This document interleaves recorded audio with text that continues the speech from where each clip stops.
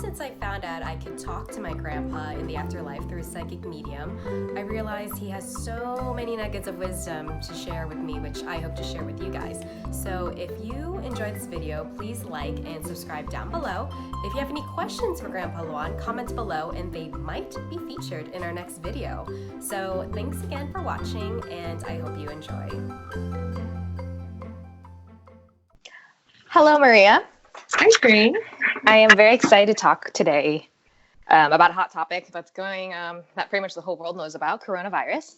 And I know that you have been receiving messages because they keep, sending you stuff. So I'm sure they want to share the world with that stuff. Just to everyone that's listening in or watching. So usually we talk to my grandpa in the afterlife, but today we're also talking, he'll be sitting in as well, but also Maria's spirit guides. And just to explain for those who don't know what spirit guides, it's kind of like, imagine having a board of directors, but in your own personal board of directors, except they're in the afterlife, in the spiritual world. So they're usually actually trying to, like, without you knowing, sometimes guiding you to do certain things and helping you out to get on the right path. So think of it that way. So they are here. I feel like there's like a little audience be like, hey, on the side being like, yes. So, all right, let's just dive right in. For all of Grandpa and your spirit guides, just to start off, I have my questions on the side here. What do you have to say about the coronavirus in general? Anything you want to start off with? So one of the things that they've been so basically they've been trying to give me messages over the last couple weeks, and I knew we were going to do a channeling of it. So I was like, wait, hold on. So it came through. And one of the recurring things that kept coming through was that it's, there's so many aspects to why this is happening. For us, in order for us to evolve to the next level, we have to overcome certain things. And unfortunately, we can only do that when faced with something that causes us to feel a certain way, like fear or panic. And it's really for us to learn how to respond in a better way to these things, because the world is continuing to shift, and we're going to have a lot of uncomfortable things happen in the next so many years, and we'll get through it. But it's more of like, we need to change the way we think. And one of the things they said was that the coronavirus is one of the many tools that's happening or being deployed, I guess, for the shift for Mother Earth. And Mother Earth has these natural ways of rebalancing and participating in our reality. It's not independent of us. We're all experiencing it together in I guess, what's the right word for it? In sync. Like, we're the animals, the plants, the humans, the microorganisms, like everything in between.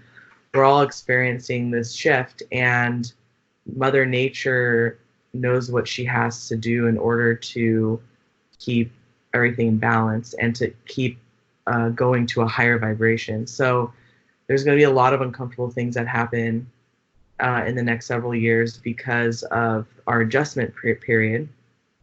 And this is, humans really haven't been learning how to work together well. We've become very individualist. We have let fear take over us. And in America, it's kind of really, we can really feel the impact of that. It's very divisive, right? And people don't think clearly, kind of fear zombies. So the coronavirus is here to teach us a lot of different things, and one of them is community. One of them is reaching beyond the fear. It's about overcoming the fear and still being a functional society, being able to find creative ways to still live in harmony amidst a pandemic. So for example, one of the things they keep telling me is that I guess you could say, it's like your energy attracts and repels certain things, right? Depending on your vibration. So if you're in the fear vibration, you're attracting more things that are harmful to you, because even on a biological level, your body is releasing stress hormones, which then lowers your immune system, which then makes you more vulnerable to contracting any kind of illness, whether it's a virus, bacteria, or some sort of condition.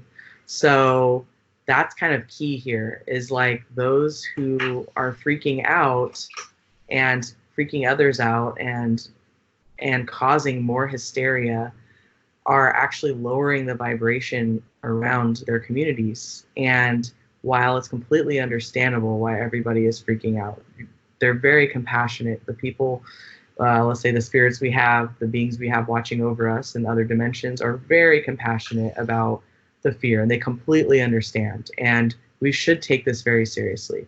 But it's also a way for us to learn how to come together during tough times and to think unselfishly outside of our own fear mechanism. And it's actually a chance for us to evolve to another level and to come and to learn how to see the global thing is a big part of it, right? Because it's a global pandemic, and we are always strategically trying to one up other countries, you know, as a globe. Countries are always trying to be elite. They're trying to make sure they're secure, and that makes total sense. You know, makes like it's not a judgment factor. It's just that's how we've been reacting as human beings. But when you have a global thing that we all share together, and regardless of your ethnicity, your race, where you live, and it's affecting everybody in all ages, that's a tool to learn how to overcome those dividing factors of how we see each other as human beings, and learn to support each other in a whole different way. Sorry, that was really long. That makes sense. I hear kind of like similar when people say war happens in a country and everything's wiped out. Mm-hmm. Like it doesn't matter if you're rich or poor anymore. You're pretty much on like a not an even playing field. Just everyone's equal because you're all just trying to survive. Exactly. You know. So, all right. I collected actually some questions from our readers. Well, I think you answered the first one, which is why is this happening? This one, was it man-made? How did it come about? So I'm not seeing that it's man-made. It feels actually organic to the earth. It's kind of like what I mentioned in the previous ramble, is that it's Mother Earth kind of influences the evolution here on the planet, and she's like a generator and an incubator for these things. So it's like wow, this is crazy. Okay, so probability waves or probabilities collapse when Mother Earth puts out certain energy, and when there's a certain collective energy, it can create a vibration where things can manifest.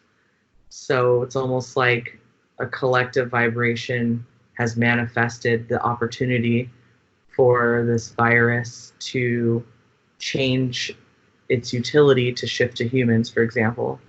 It feels like it's been around for a while, but it's almost like, I'm trying to describe this in a way that's not confusing. Is it kind of like it's kind of dormant, maybe amongst animals or just like that, but because of humanity's vibration, it kind of just turned into more like an uglier form of itself and starts spreading? Yeah, so it feels like it's been around for a while, but we weren't aware of it because we didn't need to be aware of it. And it's almost like I keep seeing this image of like a football game, and then I see like the bench warmers all sitting down on the bench, and then nature calls upon, hey, you in. Like it's like natural balancing, because we see this in animal populations, but we perceive it completely different because it's not us. We perceive it as something very natural when it happens in an animal population. Like, oh, you know, these things happen every so many years or decades. There's a fire, there's a some sort of animal epidemic or whatever, and or like they're washing up on the shores because the ocean temperature has changed or something, right? And if that were to happen to humanity, it would be absolute panic and hysteria. But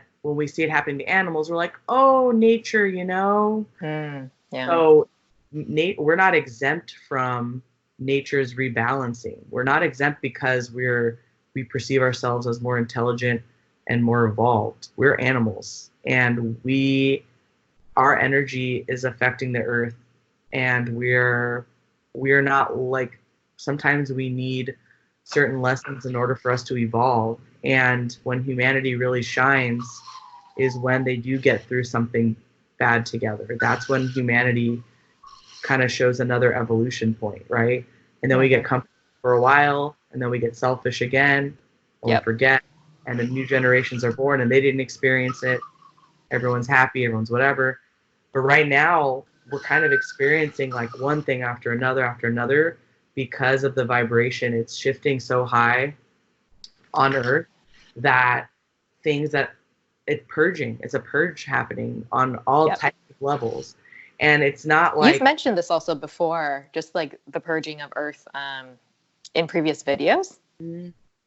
Yeah, it's like a natural purge, because if you want to talk on a kind of a quantum level, if you're having a dominant vibration entering the Earth, let's say, and there's vibrations that are way lower, they can't exist together comfortably, and it's going to get purged up to match. And if you don't match or get close to the dominant vibration, then things start to go wrong, or things start to purge out because they can't exist anymore. It's really fascinating, and I know I'm like almost like hesitant to like talk about this, but they want me to talk about this. Just because I know from a human standpoint, it sounds kind of like kind of Darwinism-y or whatever, but it's not like that. It's just that it's actually, we have to think outside of the individual and like our personal fears. It's about where is humanity going, and what do we need to learn from this? You know, and buying up all the toilet paper is not how we evolve. It's how we go backwards. And so you're going to see some very interesting things happening. You're going to see in news reports how people respond. It's going to be completely polarized. On one hand, you're going to have people coming together and helping each other out and being kind and not caring if they personally get infected, because they want to make sure the community's taken care of. And they're going to see people putting the resources, being selfish, fighting. And that's the low vibrational shit that is getting purged. So you're going to see who's still holding that negative vibration by how they react to this coronavirus. It's very fascinating. And so that's kind of, I don't know if I answered the question.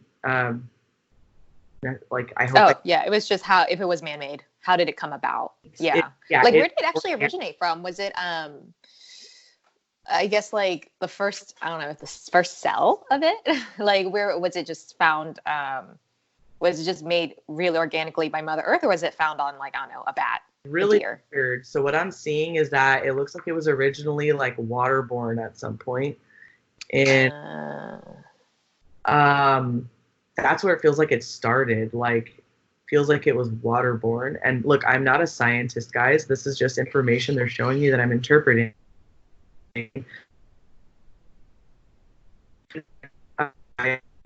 Angels and Grandpa Juan who are giving me this information to translate to you. So I'm not a scientist, but this is just the vision they're giving me, and it looks like it festered. It started in as like in a waterborne, basically in the water, and eventually it was in a concentration, a certain environment, and it does feel like it ended up. That's how it got into the bats.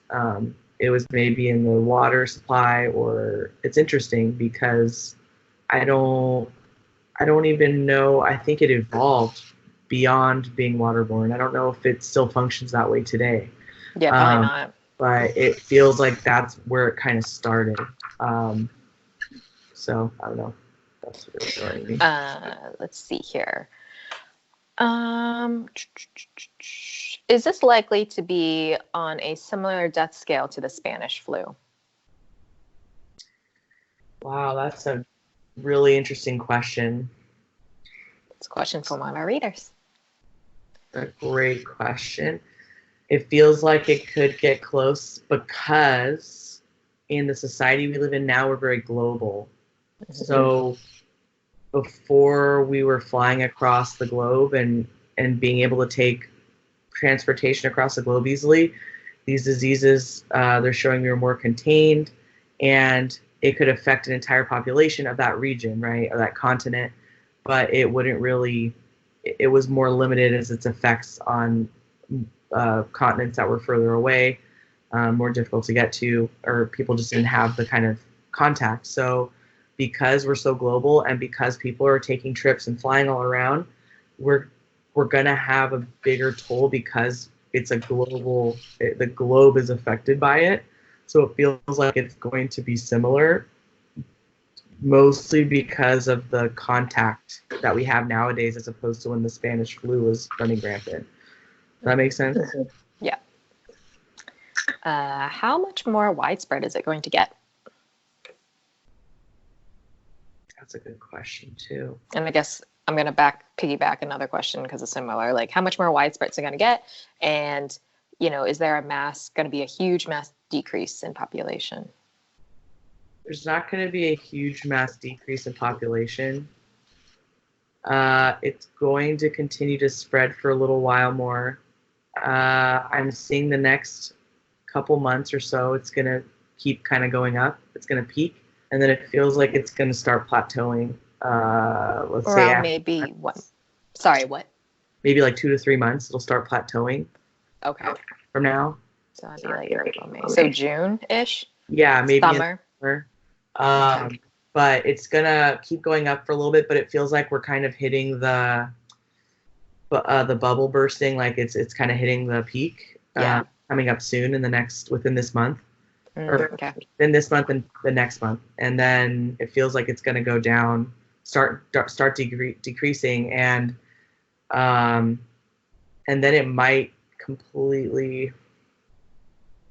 it might just kind of stop several months from now. So it's interesting. It feels like it's not going to be something that's like lingering, going on and on and on. It's almost like it hit us fast and hard, and we're going to learn these lessons, and then it's going to move on. Okay. Oh yeah, it's interesting. But if we don't learn from this, if we don't as a collective change our ways, like then that vibration will match another potential disaster, pandemic, stuff like that. So okay. Yeah, interesting.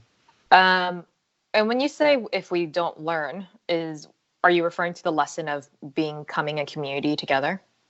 Yeah, it's about becoming more communal. Not, but basically, what's happening is that the vibration of like selfishness and fear is not really a match anymore for where the Earth's vibration is going. Our dimension that we live is shifting, and there's certain things that just cannot coexist. So these things are kind of like fast tracking people to kind of expose those parts of them, and they can learn from it, and then they won't react that way the next time, for example, and their vibration has been raised from that, and therefore the collective is going up another level. So some people who are not supposed to live, it's not that their vibration is too low, it's that their time to go was during this time, and so that's when the deaths. And then some people are just, they're overcome by fear and panic, and it kind of spreads things, Yeah. Reader question: are people underreacting, overreacting, or reacting properly, or is media overhyping? That's a really good question, and it's a couple different answers. It's never a simple one. there's no consistent one answer to that because it's all of the above. What's happening is but I can say what my guys are saying is the way they would encourage us to handle this, if that helps kind of sort through those. So I'll give you kind of like their PSA, okay?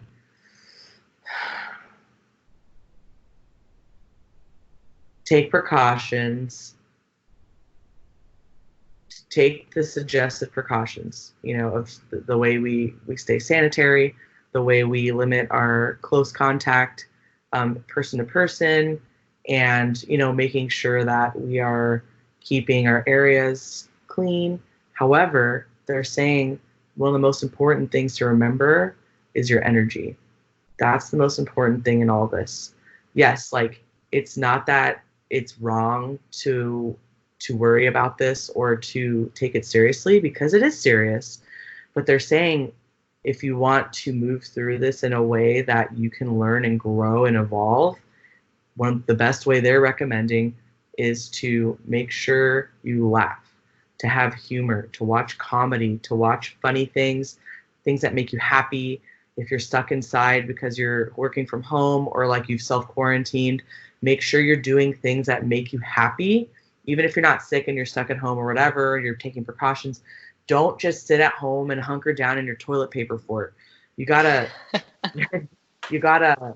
do things that make you feel good. So do not sit here and just watch news report after news report after news report, and checking your Twitter. And it's good to check in once in a while, but there's not a whole lot you can do besides do the best you can. And they're saying keeping your vibration at a certain level is going to make you not as much of a match for that experience of getting sick. So making sure that you're in that time, having they showed me yesterday this, of drinking a lot of water. It's not that that's going to kill the virus. It's more of that your body will feel like it's safer if it's hydrated. It'll feel like it doesn't. When you go into dehydration, your body starts to panic, right? So you got to take the panic out of your body as much as possible. So just doing fun things, like maybe have video chats with your friends, and don't isolate yourself socially. Use technology to your advantage. It's important. They're saying to me the other day, when people were starting to, offices and stuff were starting to say everyone work from home, and that they're encouraging social, what's that word? Social distancing. They were saying but okay, maybe physically, but we can't socially distance ourselves from each other, because that isolation creates depression, creates more anxiety, and it makes the body feel unsafe, because we're communal creatures and we need to be in a pack, or we need to be in a community. So if we're not having that, it can again lower your vibration, lower your immune system. That's the key here, is that being happy, drinking a lot of water, whatever, green juice, eating very healthy. Do not binge on junk food during this time. Just keep it as healthy as possible, and to make sure you're laughing and happy and talking to people virtually, because that'll keep your spirits up and it'll keep your immune system high. Yeah, so it's kind of like you were saying, even bringing it back earlier, the point of this lesson is to be more of a community for humanity. And if people are doing that, then we're not going to learn the lesson, and this thing's going to prolong even longer. Yeah. Okay, so pretty much it sounds like the more fear-based you are. So, okay, if someone is, let's say they're really good energy, really good vibration, they are laughing, watching funny YouTube videos, because that's just how they roll, and they eat decently. If Corona kind of came their way, are they not immune to it, but they have an actually low chance of getting it, or they would get it, but they would just quickly overcome it? Yeah, so basically, if you come into contact with it, you may not have symptoms, let's say. You may get it, but you may not have symptoms, because your immune system is fighting it off really well, or it's been attacked by your immune system before it even has a chance to replicate so much, because that's how this virus works. It basically reprograms cells to have its DNA, and then that's how viruses are, I guess. But this one, it will replicate like that with your own cells. So basically, being positive. I'm not going to say you're just not going to get it, but you may not experience the symptoms of it. And it might be much more, you either will not get it or you will have something so mild that you barely notice it. Cool. Is Trump telling the truth in regards to it being contained, or should we not trust his word? Oh. There's kind of a collective head shake, like no, not the most trustworthy in this particular issue. Got it. So, yeah. Yeah, no, sorry. Is it true that only elderly and sick people need to worry? Or is it actually, so that's a question, but now that you already explained it, is it more also just people that are in the low vibration of fear? Yeah, so it's interesting. So no, they're not they're the main high risk. Yeah. And the ones that do pass away from this was their exit. It was their time. Yeah, for the vast majority of them, that seems to be that this was their exit. Mm-hmm. But also, there are some elderly people that are going to be just like, didn't bother me, because they're just like living life. They're just enjoying life. And they're like, hey, man, I've lived a long enough life. I'm not going to sit here and like waste my precious days that I have left on panicking. And if I go, I go. And some of them have that attitude, and they probably won't get it. And it might not even know they have it. Same thing. It's like, and then there are going to be people that are healthy and like not in the range that is high risk that get it, because for them there's a personal lesson they have to learn, and a lot of them will come through. Okay. Yeah, it definitely is. They're agreeing that it's more detrimental for the folks that they have listed, like the immunocompromised and just because it does really burden the system, you know? Yeah. But yeah, it's a personal experience. It's a communal experience, and then it's also, there's deeper levels of personal experience for people who how they personally experience the disease. Yeah. It's very, very multifaceted energetically. What happens to people that are carriers of the coronavirus, people that get sick and recover? So I guess when someone asked me this question, I think it was just more of like, I guess they want to know what you go through, like the cold, the flu symptoms, feeling like death. I don't know. Like, I think they just want to know, what does it feel like? I'm going to ask them to kind of give me a sense.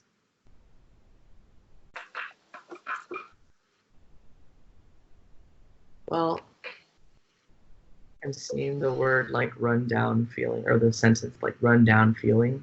It starts off with like a rundown kind of feeling where you're just like kind of tired. You're not really, you're like, oh, I don't know, I probably just worked too much, or maybe I stayed up too late or something. It's kind of this a general, like you might start to sense like this general rundown feeling. And they're showing me some people are going to have like a tickle in their throat or something, like a tickle almost. Like they're like, ooh, what's going on? And it's not like painful, but it's a sensation in the throat. And from there, that's when it kind of starts to evolve and grow into a cough. But some people might have the cough and be like, but I feel okay. I just feel a little tired. It's like the infant stages of it. Yeah, which makes them maybe feel like they could still go out. Yeah, okay. And that's tricky. And then it's showing that it just kind of starts to suddenly, there's like a lot of mucus production. There's a lot of, then I see some of them get fevers. But there's a general I'm so exhausted. Like it feels like exhaustion's a big part of it. Like they're like the full body. Okay. Yeah, they're just laid up. Like they don't have the energy to do very much. But then there's like the cough. It feels like starts to evolve eventually. For some it gets worse. Some it might not get past the kind of coughing with not a lot of mucus phase. And then for others, it'll evolve into a very heavy mucus production and like real heavy congestion. And then from there, for some people, it gets those, it can become moderate, severe, or critical or whatever. But it's interesting because a lot of the cases won't really go past the like dry cough and like exhaustion kind of feeling. If you're pretty healthy and you're young and you have, I guess, a good attitude or a decent attitude, I don't know. It feels like you might not actually get to the moderate or severe. It'll just be mild. So yeah. So be happy Joe Schmo instead of negative Nancy, pretty much. Yeah, they're giving me like this big heart they're sending out to everyone. Like they're almost tearing me up a little because they feel the pain of the world right now. Like they're literally, I'm trying not to cry because they're putting that much compassion through me right now. They're saying like, we feel your pain. We are so sad to see you suffer, but there's so much more to this than just the big picture. Yeah. Why us? So they're sending compassion and they're not judging. They're completely empathizing with why people are so scared. Okay. What should people be stockpiling instead of toilet paper? Oh my goodness. Oh. So this is what they're showing me. Green juice. I'm sorry, what was that? You got cut off. Water, like So, green juice and water. Okay. And oh, it's interesting. Actually, like supplements, like I'm seeing D3 is one of them. Not stockpiling it, but just make sure you have it because of the indoors thing. And also like D3 can help keep the immune system strong, and a lot of us are D deficient. So they're saying D3, calcium, and vitamin C, zinc, selenium, garlic. Okay, so those are just some like kind of like supplements. But what else? Oh God. They're saying like stockpile on things like, let's say like you. Okay, so like I'm gonna give you an example of something I saw the other day, and then I'm gonna give you a response of kind of like how they were thinking of this when I saw someone stockpiling ramen, for example. Mm-hmm. They're saying people are treating this like it's literal apocalypse. Yeah. You do not want to be eating ramen when you're quarantined. You do not want to be eating that crap.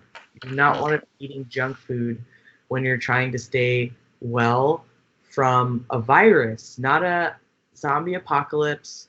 There's not things blowing up. There's not like some, you know what I mean? So like, it's different when you're stockpiling for like complete like supply line shortages and you literally don't have access to like civilization. Then okay, like that, well, you'll survive at least with ramen. But make sure if you're stocking up, stock up on things that will make you feel healthy and good. Nutritional, good. Pretty much it's like, again, be healthy, get some exercise in, eat healthy, because whatever you eat, it really affects your body. And you right now need to have a good immune system. Yeah, this is not a time to like stockpile Oreos. College food. Yeah, I know. That's what I'm seeing when I go to the grocery store, and they're just like, no. And like they're saying your refrigerators are gonna work still. So yeah, stockpile these leafy greens. They're saying carrots for some reason, beets, and they're talking about parsley and cilantro. I think it's very cleansing for the body. Maybe that's why they're mentioning that. Yeah, Grandpa's mentioned that in the past videos before. They're parsley.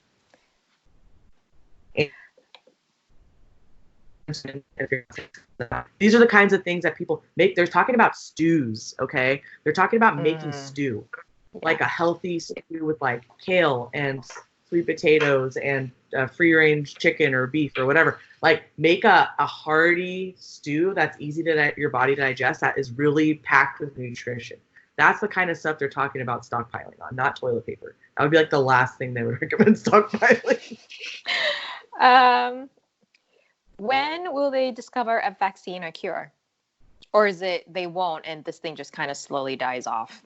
Okay, so by the time they figure out a vaccine, it feels like they're working on it, but Yeah. it feels like the time it's ready for production, it will naturally have tapered off by then. That's what they're showing right now, as of now. Predictions are always change. Do they kind of have like a rough, as of right now, in this point in the timeline, what month there might be like for production? Obviously, if they discovered it, but it might take a while for actually releasing it. I just heard July. Okay. Could be earlier, but I heard July. I think the rest of these questions, I feel like you already answered it. When will life return back to normal? And you kind of said it's going to plateau in a few months anyways. Well, I guess when will people return back to normal? That's the key. It's going to take a lot longer than the virus was here for people to return back to normal. This is kind of a year. Yeah, it could take 6 months to a year for people to feel safe again. So the impact of the virus in the run of the time it takes to recover is much shorter than the actual recovery time as a population. For the trauma, yeah. And we also have to process, like there's a lot of dialogue going on about how we're handling this, and a lot of people aren't happy with how we're handling this. And there's going to be continued dialogue with that. And there's going to be new ideas that get spawned from this that'll hopefully help us. And people are going to be learning heavy lessons from this that they can share, and we can become better from it. So that is like, even up to like a couple years from now, we'll still be kind of processing, learning, and instituting new ideas and things. Yeah, in case something like this in the future comes up, and we can be better prepared for it. Precise. All right. I think you answered what's the good that comes from this, obviously becoming more communal. I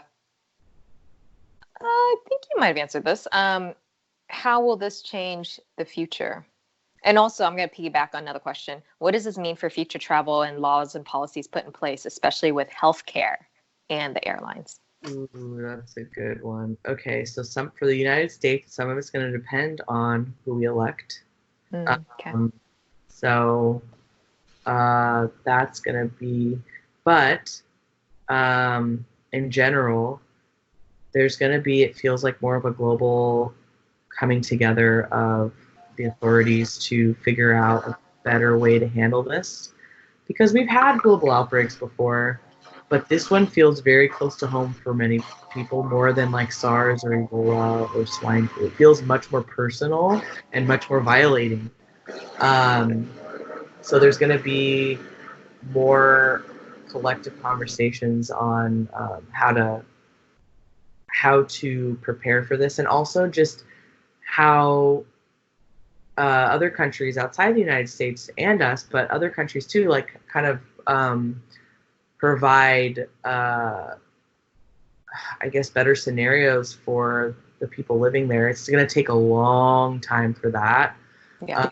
But it's going to the ball's going to start rolling because people are living in unsafe conditions and they don't have access to quality food, and we take that for granted. If you live, close to a city that's thriving, we take it for granted. But that's one of the things. The other thing is it feels like there's going to be, this is interesting. I'm not sure how long it's going to take for this to come about, but they are showing a notification system that's like a global, it's like a global notification system that for events of all kinds that are global, that they're going to, it feels it's going to be digital. So probably some sort of through the internet, creating these systems to keep us all connected. I heard a vacation system instead of notification, and I was like, I got all excited. Maybe the US will actually get 4 weeks of vacation. Just kidding. I feel like people might be a little stricter with travel, at least for the next year. Yeah. I think it's going to eventually lighten up a little, but over the next year, I feel it's going to be starting already. Very scared still, because they're going to be scared it's going to come back. For healthcare, though, for example, the testing kits in Australia, my friend said, hey, their testing kits are free, whereas I read up in America, if you have it, if you don't have good health insurance, you might be paying like $800, $900 just to get tested. So at that point, you're like, well, I don't know if I want to pay to get tested because I can't afford it for some people that live paycheck to paycheck. So is this somehow, well, I guess part of it depends on who we elect as president, but how's this gonna affect like healthcare if you're able to see that? So that's something that is getting exposed hard right now. Like that's Good. part of it. So things like okay, so here's just a quick little reminder to people.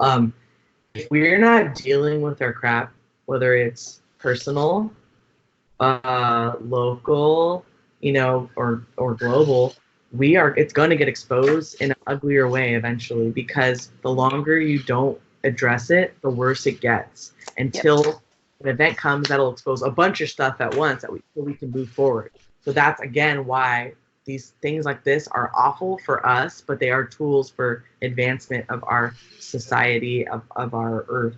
So for example, that has been a problem for a long time, where our system, for as many healthcare organizations there are and facilities, we are struggling with making sure people have care, preventative care.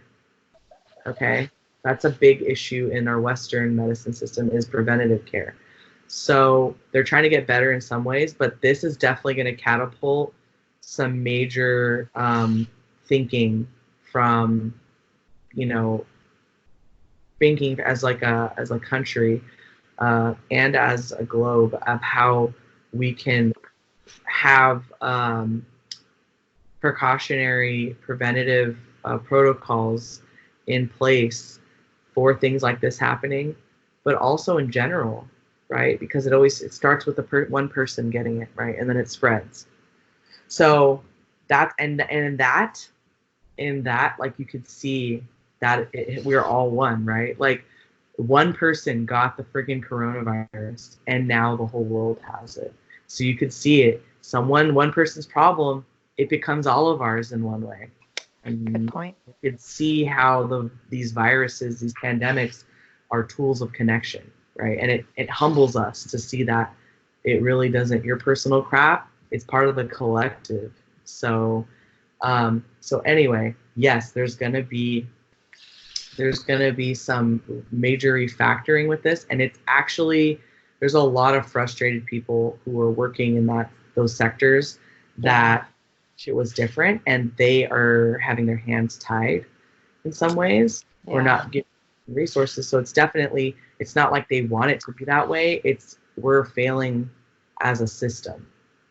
So it's gonna have to be configured. And finally, how much will we kind of touch upon this, but how much will society change over the next few months? Like, in what ways? I know in the far future, hopefully, we'll be more communal, but I guess in the next upcoming months. Interesting. It feels like an angelic presence coming forward for this one. It feels like, okay, so something I forgot to mention, or that they told me, was social media has kind of powered more misinformation, fear, pocket fear, everybody. Fear right in your pocket, whenever you want it. Get your hit of fear. That's what these are, okay? But they're also tools for information. And so because of this, people are going to be writing about their experiences and their perspectives on how we handle this as a society. So they're showing all these cool articles coming out, interviews, thinkers coming together and trying to make a difference. They're showing books are going to get written about this. It's going to be a massive mark in history, this particular one. Even though we've had SARS and all these other ones, this particular one, because of how we reacted, is going to spark all these people, sociologists, psychologists, scientists, people in tech. They're all going to be thinking about this and saying, okay, we can't have this again. So they're giving so many children come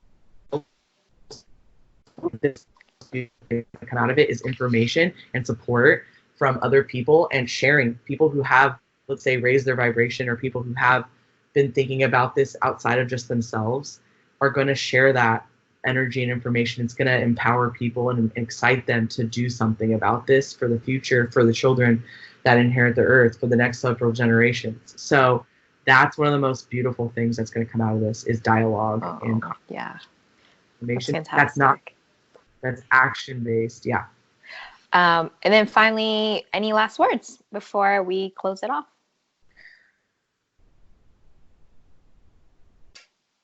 It feels like grandpa and an angelic energy are stepping forward, and they want to say that peace, as simple as it sounds, is a great medicine. Peace, inner peace, peace in your home. If you can't find peace in your community, create peace in your home, create peace in your personal lives, because the body will not even know. The body only knows what you tell it, right? What the brain is perceiving, the input, the stimulus.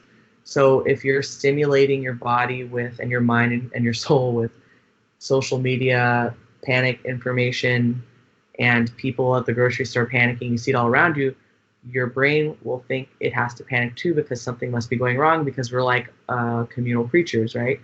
But if you're at home and you quarantined yourself, or you're just staying home from communal activities, creating as peaceful of an environment as possible is so key, because you're telling your body like, no, it's fine. And then your body's immune system can stay strong.